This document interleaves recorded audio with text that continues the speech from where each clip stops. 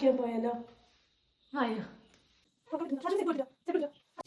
അങ്ങനെ കുറച്ചു നേരത്തെ കാത്തിരിപ്പിന് ശേഷം ഏട്ടൻ എത്തിയിട്ട് അങ്ങനെ ഞങ്ങൾ എല്ലാരും കൂടെയാണ് മീൻ വാങ്ങിക്കാൻ വന്നിട്ടുള്ളത്. അങ്ങനെ ഞാൻ സ്ഥിരമായി മീൻ വാങ്ങാൻ വരുന്ന സ്ഥലത്ത് തന്നെ ഏട്ടൻ ഇന്നും വന്നിട്ടുള്ളത്. മീനുകളൊക്കെ നല്ല അടിപൊളി അടിപൊളി മീനുകളൊക്കെ ഉണ്ട്. ഞാൻ വാങ്ങിച്ചത് ഒരു ഇടത്തരം വലിപ്പത്തിലുള്ള ചെമ്മീനും നത്തളും കക്കയുമാണ്. അങ്ങനെ നമ്മളെ കാക്ക അവിടുന്ന് തന്നെ ചെമ്മീനൊക്കെ ക്ലീൻ ചെയ്ത് തരാന്ന് പറഞ്ഞപ്പോൾ അതിന് വേണ്ടിയുള്ള കാത്തിരിപ്പിലാണ്. അതിന് ശേഷം നേരെ വന്നത് ഓഫീസിലേക്കാണ്. ഓഫീസിൽ വന്ന് 1-2 ചെറിയ പരിപാടികളൊക്കെ ഉണ്ടായിരുന്നു. നമ്മുടെ സ്റ്റാഫ് എല്ലാവരും പോയിട്ട് അതാണ് ഓഫീസ് ഇത്രയും ശൂന്യമായിരിക്കുന്നത്. അങ്ങനെ 1-2 പേപ്പേഴ്സിലൊക്കെ സൈൻ ചെയ്യാനുണ്ടായിരുന്നു. അങ്ങനെ സൈൻ ചെയ്ത് അത് ഏട്ടന്റെ കയ്യിലേക്ക് ഭദ്രമായി കൊടുത്തതിന് ശേഷം പിന്നെന്താ അപ്പതേ ഹർഷക്കുട്ടി എൻ്റെ കൂടെ വന്നിരിക്കാൻ വേണ്ടിയിട്ട് ഓടിച്ചാടി വരുന്നുണ്ട്. അതിനുശേഷം ഓഫീസിൽ നിന്നൊക്കെ ഇറങ്ങി ഇനി നേരെ വീട്ടിലേക്കാണ്. വീട്ടിലെത്തിയ പിന്നെന്താ നമ്മളെ പണിയിലേക്ക് അങ്ങോട്ട് കിടക്കാം. അങ്ങനെ ഞാൻ വാങ്ങിച്ച മീനുകളൊക്കെ പാത്രത്തിലേക്ക് മാറ്റുകയാണ്.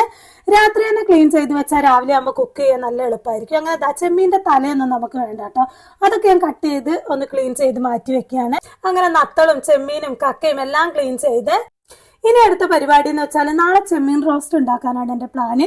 അതിലേക്ക് വേണ്ടിയിട്ട് ചെമ്മീനിലേക്കൊക്കെ മസാലയൊക്കെ തേച്ച് വെക്കുകയാണ്. ഇന്ന് തന്നെ തേച്ച് വെച്ചാൽ നാളത്തേക്ക് നല്ലോണം പിടിച്ച് സെറ്റ് ആയിക്കോളും.